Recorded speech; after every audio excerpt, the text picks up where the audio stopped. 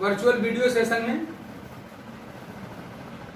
हम लोग पिछले क्लास में बात किए थे, शायद आइसोमेरिज्म में स्टार्ट किया था, तो चेन और पोजीशन मतलब स्ट्रक्चरल की बात हमने कर लिया था। शायद सारे ने नाम बता दिए थे और शायद वही प्रैक्टिस शुरू हुआ था, तो उसी बीच शायद आप लोगों का टाइम पूरा हो गया था। तो हम लोग स्टार्ट कर रहे हैं। थोड़ा सा आज कोशिश करेंगे कुछ क्वेश्चन सॉल्व करें, अपने बोर्ड और कंपटीशन वाले भी जो इस पर बेस्ड होते हैं। तो हम लोगों ने पहले जो लिया था चेन आइसोमेरिज्म लिया था, चेन आइसोमेरिज्म, और इसके कुछ एग्जांपल्स हमने आपको दिखाए थे। जैसे मान लीजिए मैं कोई एल्केन ले रहा हूं, सपोज करिए कि मैं यहां पर पेंटेन ले रहा हूं, तो पेंटेन अगर थोड़ा और बड़ा लेते हैं, हेक्सेन ले लेते हैं, बल्कि हम हेक्सेन अगर ले लेते हैं तो हेक्सेन के पॉसिबल आइसोमर आप लोग लिख ही सकते हैं। तो आप लोगों को आता है लिखने, इसके पॉसिबल आइसोमर आप लोग लिख दीजिए। तो मान लीजिए मैं 6 कार्बन ऐसे बना ले रहा हूं। असल में मैं ये क्वेश्चन आप लोगों से पूछना चाहता हूं, इनफैक्ट वो ये था, आपके आईटी का पूछा गया क्वेश्चन है ये कि C4H9Cl के पॉसिबल आइसोमर बताने थे। C4H9Cl के पॉसिबल आइसोमर आपको बताने थे। तो मैं थोड़ी सी स्ट्रक्चर को बड़ी कर रहा हूं, क्योंकि अपने घर में प्रैक्टिस थोड़ी सी हाई लेवल से करनी चाहिए। हालांकि आपके एग्जाम में C4H9Cl पूछा गया था, मैं थोड़ा क्वेश्चन को बड़ा करने जा रहा हूं। मैं इसे 6 कार्बन तक ले जा रहा हूं, यानी मैं इसे पहुंचाऊंगा कहां तक, मैं पहुंचाना चाह रहा हूं C6H यहां पे 13Cl, मैं यहां तक आपको पहुंचाने की कोशिश कर रहा हूं। बाकी क्वेश्चन तो यही पूछा गया था। तो मैं जरा सा हेक्सेन की बात करने जा रहा हूं। हाँ, क्वेश्चन बल्कि आप लिख लीजिए कि मैं किस क्वेश्चन को सॉल्व करने की बात अभी करने वाला हूं। तो क्वेश्चन आपका ये है कि how many structural isomers are possible for the molecular formula C6H13Cl। हालांकि मैं आपको फिर याद दिला दूं कि जो आपका आईटी का पूछा गया क्वेश्चन है वो C4H9Cl वाला में छोटा है, मैं थोड़ा सा बड़ा बात करना चाहता हूं आपसे। तो मैंने क्वेश्चन क्या बोल दिया, हमने बोल दिया कि how many structural isomers are possible for the molecular formula C6H13Cl, मुझे इसका चाहिए। तो हम लोग पहले क्या करते हैं, पहले समझते हैं कि स्ट्रक्चरल आइसोमर होते क्या हैं। तो उसमें से याद करिए कि हम लोग यहां पर देखिए भाई, यहां पर आप देख रहे हैं कि पहला काम आपका जो होगा ऐसे क्वेश्चन को सॉल्व करने के लिए कि सबसे पहले तो आप लोग यहां पर डिग्री ऑफ निकाल लेंगे अनसैचुरेशन। सबसे पहला काम ये होगा। देखो भाई, स्ट्रक्चरल में हम लोग कई बातें पढ़ चुके हैं, याद करिए हम लोगों ने 5-6 तरह का पढ़ा था ना, चेन, पोजीशन और रिंग चेन, फंक्शनल, मेटा, टाटो, सब पढ़ा गया था। तो वो सारी बातें आगे आती रहेंगी। थोड़ा सा हम चेन और पोजीशन के बाद चूंकि थोड़ा हमने शायद कर लिया था, तो इसीलिए मैं इस क्वेश्चन को यहां बीच में डाल दे रहा हूं। तो सबसे पहला काम, जो भी क्वेश्चन अगर आपसे ऐसा पूछा है तो सबसे पहला काम आप क्या करो, पहले पता कर लो कि उसमें डिग्री ऑफ अनसैचुरेशन कितना है, और ये निकालने सबको आता है। मेरा ख्याल इसमें किसी को प्रॉब्लम होना नहीं चाहिए। तो इसमें डिग्री ऑफ अनसैचुरेशन क्या होगा, तो आपको निकालने सब लोगों को आता है, मेरा ख्याल है कि किसी को प्रॉब्लम होगी नहीं। तो जरा बताओ फर्स्ट तो C6H13Cl ये हमारा है, डिग्री ऑफ अनसैचुरेशन कितना हो जाएगा, 0 आ रहा है। और इसमें कितना होगा C4H9Cl में,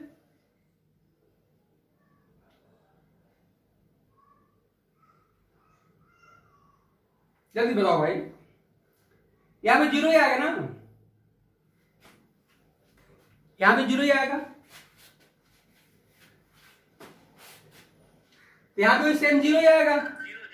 अच्छा, अगर मैं आपसे पूछ लूं कि सिंपली क्या, देखो जो हमें C4 और H10 का पूछना है, C4H10 इसके कितने पॉसिबल स्ट्रक्चरल आइसोमर्स होंगे, क्योंकि थोड़ा सा ये टिपिकल अभी है।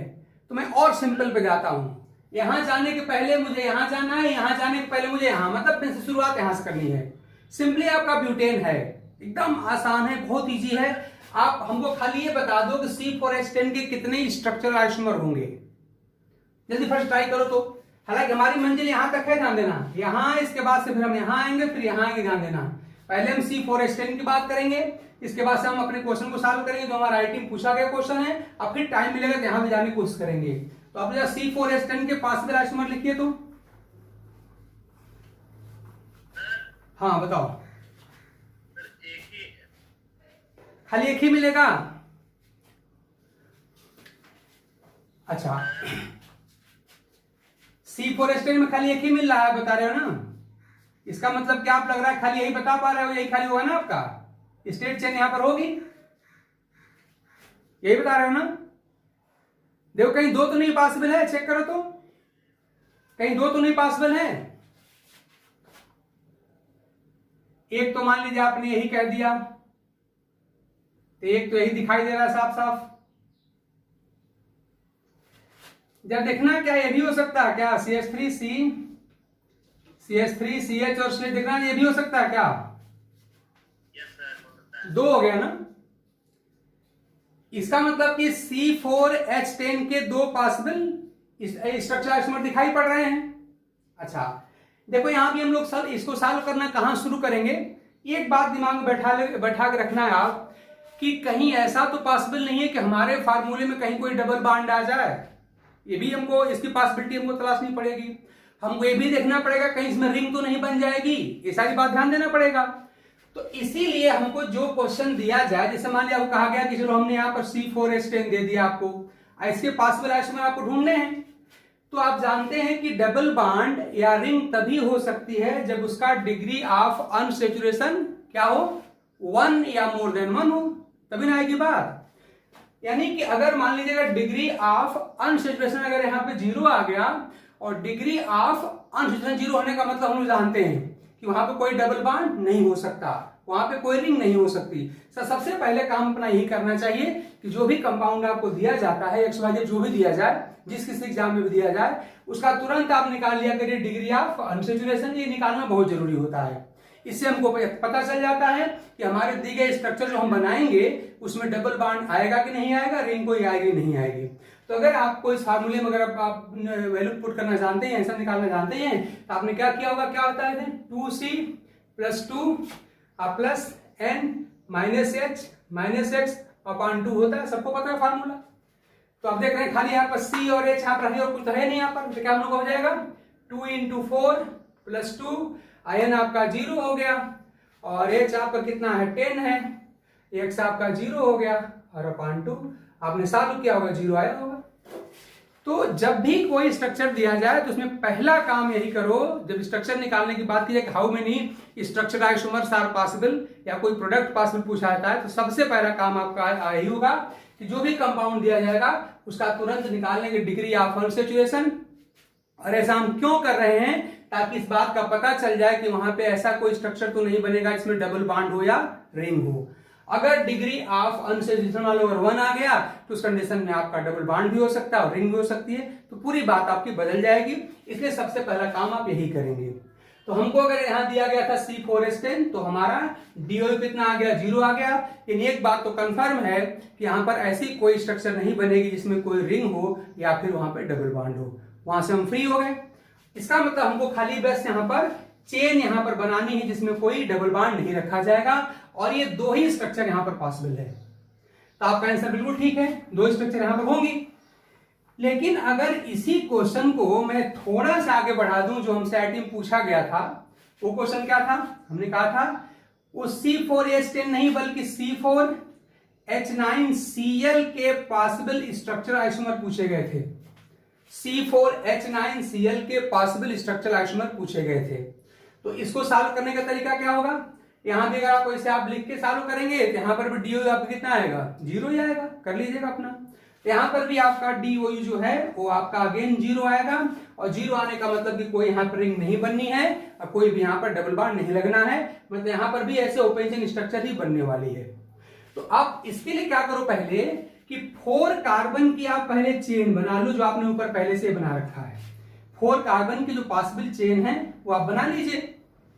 अच्छा याद करिए, हमने शुरू में ही आपको बताया था टाइप्स ऑफ कार्बन, और वो टाइप्स ऑफ कार्बन बताते समय हमने बताया था आपको कि जितने टाइप के कार्बन होंगे उतने टाइप के मोनोक्लोरो डेरिवेटिव बनाए जा सकते हैं अगर उन कार्बन के पास हाइड्रोजन होगा तो। याद करिए, मैं फिर बात रिपीट कर रहा हूं कि जितने टाइप के कार्बन होंगे उतने टाइप के मोनोक्लोरो डेरिवेटिव बनाए जा सकते हैं अगर उस कार्बन के पास हाइड्रोजन हो तो, क्योंकि H को रिप्लेस किया यहां पर हमको Cl लाना है। तब जरा बताओ कि जो आपकी स्ट्रक्चर नंबर 1 है इसमें कितने टाइप के कार्बन है, जल्दी बताओ फट से, कितने टाइप के कार्बन है? 2 टाइप है ना। देखो भाई, अगर मैं इसको एक्स कहता हूं तो ये भी हमारा एक्स है, दोनों एक जैसे हो गए, ठीक। लेकिन देखो ये डिफरेंट है ना, सेकेंडरी कार्बन है। मान लो अगर इसको मैं वाई कहता हूं तो ये भी हमारा वाई हुआ, ठीक। इसका मतलब ये दोनों एक जैसे हैं, ये दोनों एक जैसे हैं, 2 टाइप का हुआ ना। तो इसका मतलब क्या हुआ कि इस स्ट्रक्चर से हमको 2 तरह के मोनोक्लोरोडेरिवेटिव मिलने वाले हैं, मतलब 2 तरह के स्ट्रक्चर आइसोमर मिलने वाले हैं। वो क्या क्या मिलेंगे, बहुत आसानी से बता सकते हैं। एक बार आप H को रिप्लेस कर दीजिए हाइड्रोजन से यहां से, और एक बार यहां से कर दीजिए, चाहो तो स्ट्रक्चर बना लेते हैं हम लोग। चलो पहली बार मैं इस H को रिप्लेस कर रहा हूं हाइड्रोजन से, हमें क्या मिल जाएगा, हमको मिल जाएगा, देखिए यहाँ पर CH3 और यहाँ पे CH2 और CH2 और CH2Cl, एक हमको यहां से मिल जाएगा। तो भाई चाहे आप यहां से रिप्लेस करो चाहे यहां से, दोनों एक ही चीज है, लेकिन दोनों को हमने एक्स से लिखा है, तो चाहे आप यहां Cl लगाओ चाहे यहां लगाओ, बात एक ही होगी। अगली बार आप देख रहे हैं कि आपके सेकेंडरी कार्बन है, दोनों एक ही जैसे हैं, ये आपका C, ये भी सेकेंडरी है, ये भी सेकेंडरी है। देखो इसके साथ भी जुड़ा हुआ है, इसके राइट में प्राइमरी कार्बन है, सॉरी यहाँ राइट में प्राइमरी कार्बन है, लेफ्ट में आपका सेकेंडरी कार्बन है, इसका भी यही हाल है। इसके भी देख रहे हैं कि लेफ्ट में एक तरफ आप इसका प्राइमरी कार्बन है, एक तरफ आप सेकेंडरी कार्बन है, इन दोनों एक जैसे हैं। तो अगली बार मैं क्या करूँ, यहाँ पर अपना मैं लगा दूंगा हेलोजन, तो इससे हमको दूसरा क्या मिलने वाला, ये मिल जाएगा। यहाँ पर मैं यहाँ पर से लगाने वाला हूँ, तो मिल जाएगा हमको CH3, CH2, CH, Cl और CH3, यानी इससे हमको 2 मोनोक्लोरो डेरिवेटिव मिल जाएंगे, और हमारे केस में किसी को डाउट होना नहीं चाहिए। ये ठीक है ना हम लोग का। अब देखिए उसी 4 कार्बन की एक और चेन पॉसिबल है, ध्यान दीजिए, जैसे चेन नंबर हमारी 2 हो गई। तो चेन नंबर 1 में 2 टाइप के कार्बन थे, इसलिए चेन नंबर 1 से 2 टाइप के मोनोक्लोरो डेरिवेटिव आपको यहां से मिल गए। अब इसी 4 कार्बन की एक और चेन हमको मिलने वाली है, चेन नंबर 2, और यहां पर वही फिर क्वेश्चन अपने आप से पूछिए कि यहां पर कितने टाइप के कार्बन है, जल्दी बताओ यहां कितने टाइप के कार्बन है।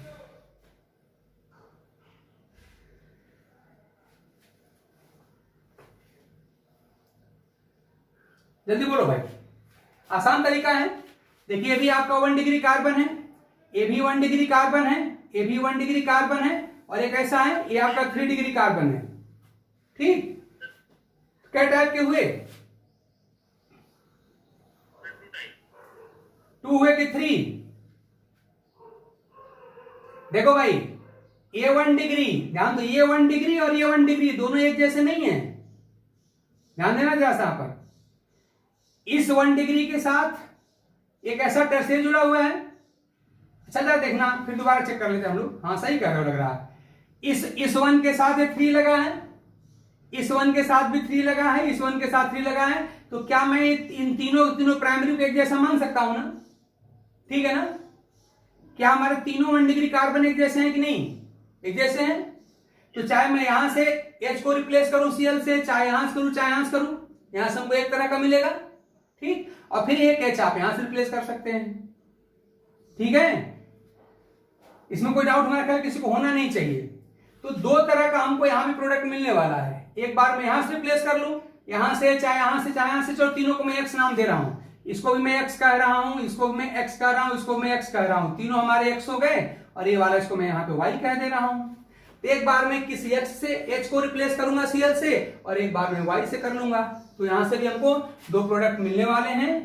तो थर्ड स्ट्रक्चर मान लीजिए मैं यहां पर इसी एक्स से करने वाला हूं, तो मुझे क्या मिल जाएगा, यहां पे CH3, CH, CH3 और CH2Cl मिल गया, और एक बार यहां Y से कर लीजिए, तो इस तरह से हमको यहां मिल जाएगा CH3, C, Cl, CH3 और CH3, ये हमको मिलने वाला है, ठीक है भाई।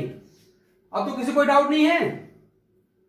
तो अपने इस आरटी क्वेश्चन का आंसर क्या मिला कि आपके आरटी के क्वेश्चन जो पूछा गया है कि C4H9Cl के पॉसिबल आइसोमर कितने होंगे स्ट्रक्चरल, तो आपका आंसर कितना होगा, 4 होगा ना, चेक कर लो। तो इसमें लोग क्या गलती करते हैं कि C4H9 लिखना शुरू कर देते हैं, या C4 कार्बन के ब्यूटेन मान के स्ट्रक्चर लिखना शुरू कर, ऐसा नहीं करना पड़ेगा। आप ब्यूटेन का स्ट्रक्चर जरूर लिखिए, लेकिन साथ में याद रखिए कि जितने तरह के यहां पर कार्बन होंगे उतने तरह के मोनो हाइड्रोजन डेरिवेटिव मिलने वाले हैं, इसीलिए टाइप ऑफ कार्बन निकालना बड़ा जरूरी होता है।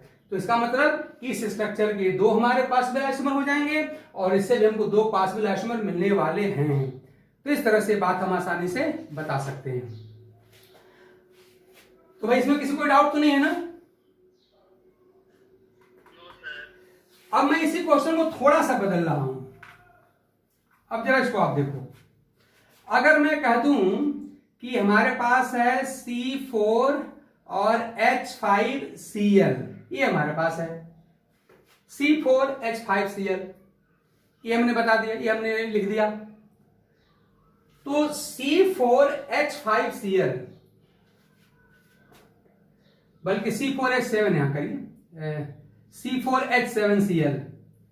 सेम क्वेश्चन मैं इस स्ट्रक्चर का पूछूंगा, ध्यान दो, सेम क्वेश्चन में इस स्ट्रक्चर का अगर आपसे पूछूंगा तो अब इस बार हमारा आंसर बदल जाएगा, ठीक है ना? शुरुआत कहां से करेंगे? सॉल्व करने का तरीका बिल्कुल हमका सेम रहेगा भाई, कोई डिफरेंस नहीं। सॉल्व करने का प्रोसेस बिल्कुल सेम होगा। सबसे पहले क्या करेंगे?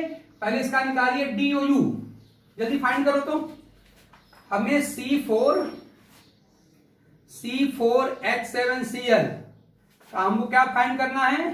Possible number of structural isomer, ये हमको फाइंड करना है।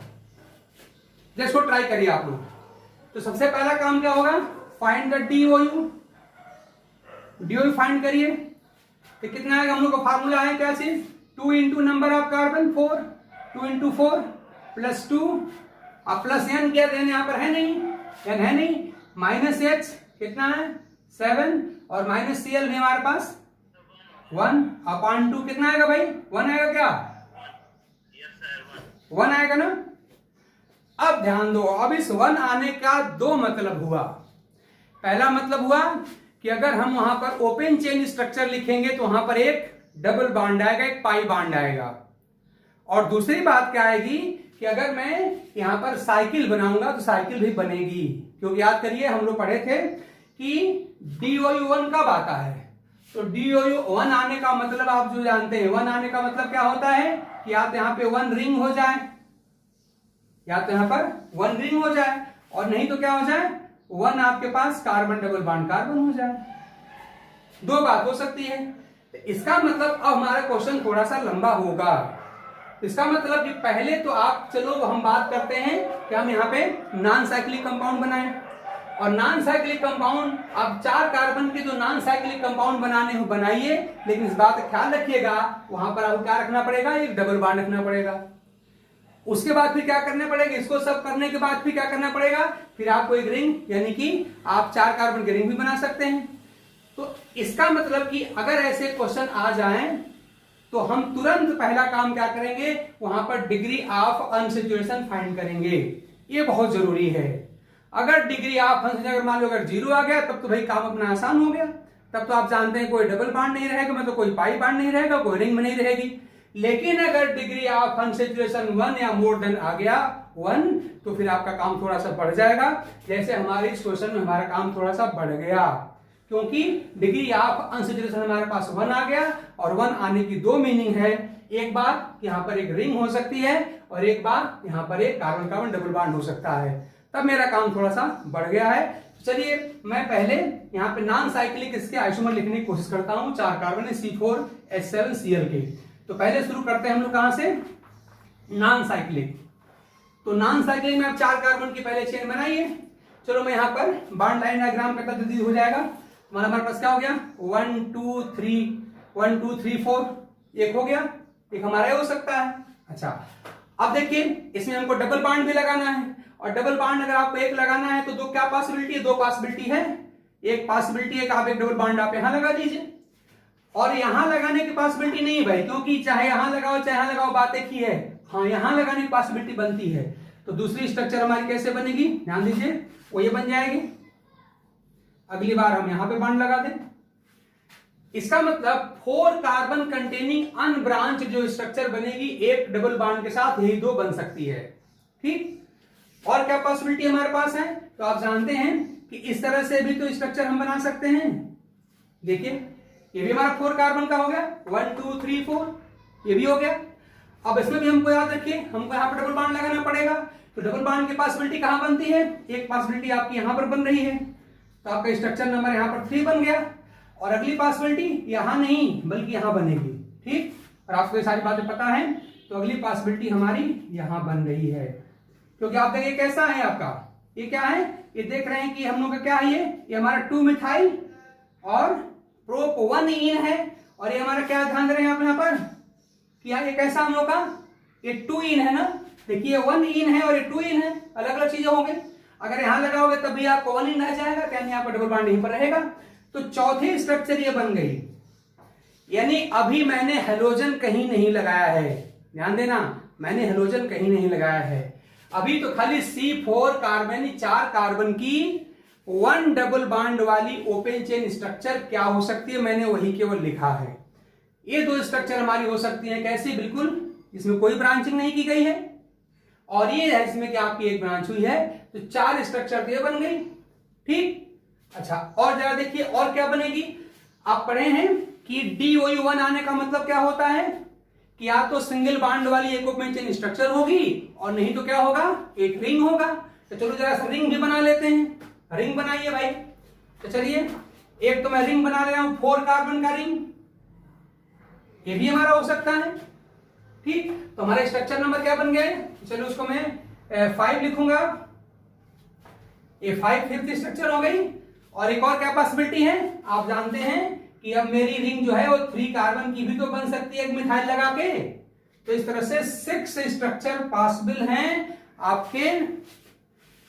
अभी मैंने Cl को इग्नोर नहीं किया, सॉरी इग्नोर किया है, तब Cl को इग्नोर करके हम खाली ब्यूटीन की अगर मैं स्ट्रक्चर लिखना चाहूं तो मैं इतनी स्ट्रक्चर लिख सकता हूं।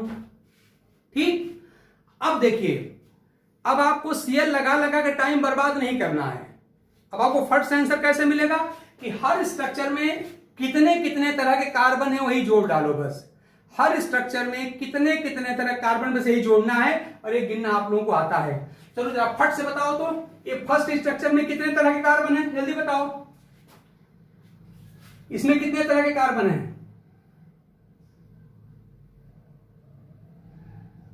देखो भाई, आपका ये 1 डिग्री कार्बन है, ये आपका 2 डिग्री कार्बन है, ये आपका कार्बन कैसा है, ये भी आपका 2 डिग्री कार्बन है, और ये आपका 1 डिग्री कार्बन है। लेकिन ध्यान देना, ये दोनों 1 डिग्री कार्बन बिल्कुल डिफरेंट हैं। ये 1 डिग्री कार्बन कैसा है, sp3 हाइब्रिडाइज्ड है, और ये 1 डिग्री कार्बन कैसा है, sp2 हाइब्रिडाइज्ड है। तो खाली डिग्री सेम होने से सेम मत कह देना भाई, इस पर मैंने बहुत काम किया, बहुत बताया आप लोगों को, इसलिए हम लोग कंपटीशन की बात कर सकते हैं, कोई प्रॉब्लम होनी नहीं चाहिए। अच्छा देखो एक और बात है, खाली कंपटीशन की बात नहीं भाई, मेरी बात आप मानो चाहे मत मानो, सिंपली अपनी एनसीईआरटी बुक खोलो और इसमें आपको ऐसे क्वेश्चन मिल जाएंगे। हालांकि वहां के सारे मिले हैं अनसैचुरेटेड वाले। तो आपके ऑर्गेनिक केमिस्ट्री का पहला चैप्टर कौन है, हेलोएल्केन हेलोएरीन। और मैं इसलिए सारी बातें बता रहा हूं कि जो लोग खाली कार्य मुझे खाली बोर्ड देना है, मुझे कंपटीशन से मतलब नहीं है, उनको भी ये निकालने आना चाहिए, क्योंकि एनसीईआरटी में ऐसा क्वेश्चन है, और एनसीईआरटी में क्वेश्चन होने का मतलब कि आपके बोर्ड में आ सकता है वो। तो जो खाली बोर्ड की बात कर रहे हैं वो भी इससे मना नहीं कर सकते, उनको भी सीखना पड़ेगा। वो ये मत समझे कि नहीं तो खाली कंपटीशन वालों के लिए, नहीं भाई, कंपटीशन वालों के लिए तो है ही है, आपके लिए भी है। थोड़ा सा है कि आपके लिए जो क्वेश्चन जो एनसीईआरटी में दिया गया है उसमें कोई DOU 1 या मोर देन 1 वाला नहीं है, DOU 0 वाले क्वेश्चन पूछे गए हैं। तो ठीक है, अगर आप DOU 0 वाले क्वेश्चन जानते हैं तो DOU 1 वाले क्वेश्चन भी कर लीजिए, क्या फर्क पड़ता। ठीक, तो जल्दी बताओ भाई फट से, फर्स्ट स्ट्रक्चर में कितने तरह कार्बन, जल्दी बोलो बोलो भाई, बोलो जल्दी बोलो। देखो ये क्या, ये 1 डिग्री दोनों सेम है, नहीं है, क्योंकि आपका sp3 ध्यान देना, ये sp3 हाइब्रिडाइज्ड है। ये 1 डिग्री बट कैसा है, ये आपका sp2 हाइब्रिडाइज्ड है। और भी डिफरेंस आप देख रहे हैं कि यानी ये दोनों डिफरेंट हुए, भले ही 1 डिग्री के हैं। ऐसे देखिए ये दोनों के दोनों हमारे 2 डिग्री के हैं, लेकिन अगेन वही बात है, ये भी आपका कैसा है, ये भी आपका 2 डिग्री बट sp3 हाइब्रिडाइज्ड है, और ये कैसे भी 2 डिग्री बट sp3 हाइब्रिडाइज्ड है। ध्यान देना, यानी चारों कार्बन यहां 4 तरह के हैं। बात क्लियर हुई? इसका मतलब कि 4 तो मोनो हेलोजन डेरिवेटिव यही अकेले देगा। ठीक, एक बार मैं Cl यहां लगा लूंगा, अगली बार Cl यहां लगा लूंगा, अगली बार Cl यहां लगा लूंगा, अगली बार मैं Cl यहां लगा लूंगा। ठीक है ना? तब क्या मैं सीएल बना बना के लिखूं क्या? आराम से टाइम लगेगा बेकार में, क्यों? ठीक है ना? तुम्हारा ख्याल आप लोग कोई लिखने कोई प्रॉब्लम होने वाली नहीं है। तो मैं थोड़ा सा एक दूसरे कलर से मैं ऐसे दिखा दे रहा हूं। इसका मतलब क्या कि एक बार मैं सीएल यहां लगा सकता हूं, एक बार मैं सीएल यहां लगा सकता हूं, एक बार यहां लग सकता है और एक बार सीएल यहां भी लग सकता है। इसका मतलब इस अकेले इसकी जो स्ट्रक्चर नंबर 1 बनी थी 4 मोनोक्लोर प्रोडक्ट अकेले देगी, 4 अकेले देने वाली है। ठीक, चलो इस पे आते हैं। स्ट्रक्चर नंबर 2 यहां भी फट से निकाल लीजिए। ये भी आपका 1 डिग्री कार्बन, ये भी 1 डिग्री कार्बन। ठीक, ये 1 डिग्री कार्बन और sp3 हाइब्रिडाइज्ड, ये 1 डिग्री कार्बन sp3 हाइब्रिडाइज्ड। ये कार्बन कैसा है? 2 डिग्री और हाइब्रिडाइजेशन कैसा है भाई? sp2। ये भी आपका कैसा है? 2 डिग्री और sp2। ठीक, ये बताओ क्या ये दोनों 1 डिग्री कार्बन सेम है कि नहीं? चेक करो तो सेम है। देखिए 1 degree linked with 2 degree sp2 hybridised, 1 degree linked with 2 degree sp2 hybridised, यानी इस बार दोनों 1 डिग्री सेम हो गए। ठीक, ऐसे ही जो हमारे दोनों 2 डिग्री कार्बन हैं ये दोनों सेम है कि नहीं? चेक करो तो ये दोनों आपके जो sp2 हाइब्रिडाइज्ड हैं 2 डिग्री हैं वो दोनों सेम है कि नहीं? सेम है ना? देखो ये भी किससे जुड़ा है? ये भी जुड़ा है 1 डिग्री से sp3 से, और ये भी जुड़ा है 1 डिग्री sp3 से। देखो ये भी जुड़ा है इस तरह से 2 डिग्री sp2 से, ये भी जुड़ा है। यानी कि अगर मैं इसको कहता हूं कि तुम अगर x हो तो ये भी आपका x ही है, सेम है। और अगर मैं इसको कहता हूं कि तुम y हो तो ये भी आपका y ही है। इसका मतलब यहां तो खाली 2 ही तरह के हैं कार्बन ना, तो एक कितना देगा मोनो हाइड्रोजन डेरिवेटिव? 2 ही देगा ना, खाली यहां खाली 2 ही देगा। यानी इस बार मान लीजिए अगर ऐसे दिखाना चाहूं तो एक बार मैं एक सीएल यहां से लगा सकता हूं और एक सीएल मान लो मैं यहां पर लगा सकता हूं। तो बस 2 ही हमको यहां से मिलेगा। यहां कितने मिले थे? यहां हम लोगों को 4 मिले थे, यहां पर खाली हमको 2 मिलने वाले हैं। 4 तो 6 हो गए, गिनते रहना। चलो इस पे आओ। इसके पास कितने तरह के कार्बन? जल्दी बोलो फट से। 3 टाइप के हैं कि 4 टाइप के? गिनो जल्दी। ये है हमारा 1 डिग्री sp2 हाइब्रिडाइज्ड। ठीक, ये है 1 डिग्री sp3 हाइब्रिडाइज्ड। ये आपका कैसा है? 1 डिग्री और sp3 हाइब्रिडाइज्ड। ठीक ना? और ये वाला कैसा हम लोग का है? 3 डिग्री। ये हम लोग का हो गया 3 डिग्री। ठीक है, अब बताओ कि क्या ये तीनों 1 डिग्री वाले जैसे हैं? sp3 ध्यान दो, और ये तो sp2 है। और एक बात का जरा याद रखना कि ये जो आपका 1 डिग्री sp3 है जुड़ा है किससे? 3 डिग्री कार्बन जुड़ा हुआ है। ठीक, और ये भी से जुड़ा हुआ है। इसका दोनों 1 डिग्री सेम हो गए ना? चेक करो तो दोनों 1 डिग्री सेम हो गए। ठीक, और ये sp2 आपका एक अलग हो गया, और आपका sp3 वाला जो है 3 डिग्री वाला आपका जो अलग हो गया।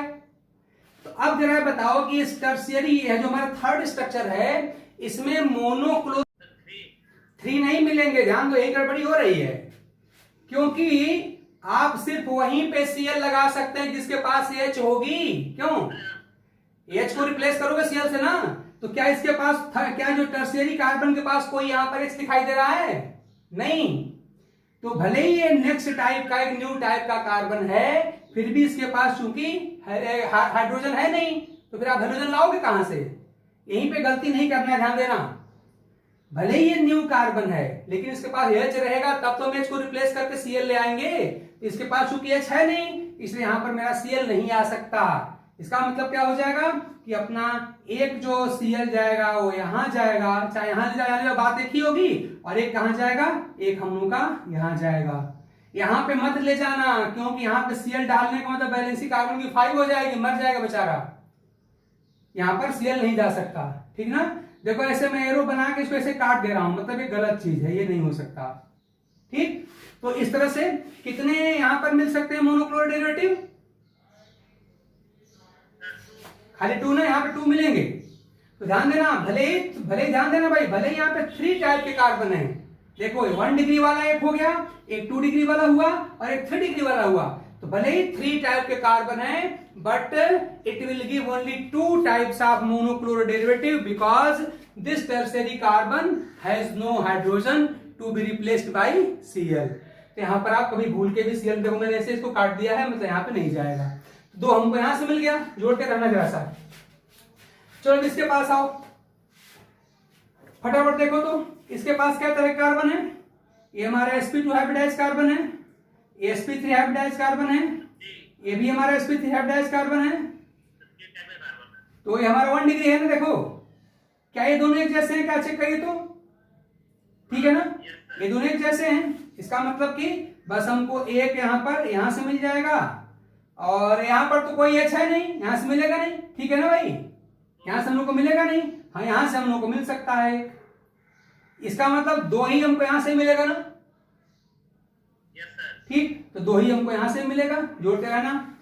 तो इसका मतलब कि हमारे पास जो, अब देखो इसमें चाहे जैसे घुमा घुमा के पूछे, मान लो हमसे पूछते हैं कि नॉन साइक्लिक फार्म से कितने मिलेंगे, तो इसका हमारे पास आंसर कितना हो गया, 4 और प्लस 2 और प्लस 2 और प्लस 2 कितना आ गया हम लोग के पास, 10 हो गया ना। 4 प्लस 2 प्लस 2 प्लस 2 हमको 10 तो मिल गया नॉन साइक्लिक से, ठीक। तो अगर नॉन साइक्लिक से पूछेंगे तो अपना आंसर हो जाएगा 10।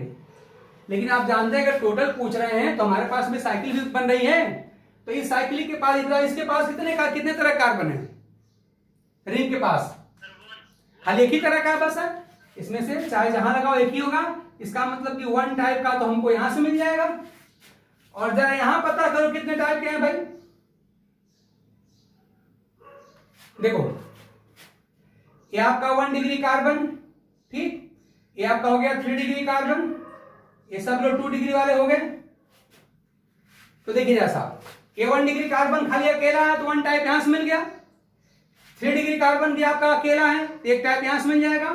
और देखो 2 डिग्री, दोनों 2 डिग्री कार्बन बिल्कुल सेम है, देखिए इससे कौन जुड़ा है 3 डिग्री, इससे कौन जुड़ा है 3 डिग्री, और आपस में जुड़े हुए हैं। इन दोनों 2 डिग्री कार्बन क्या हुए, सेम हो गए ना।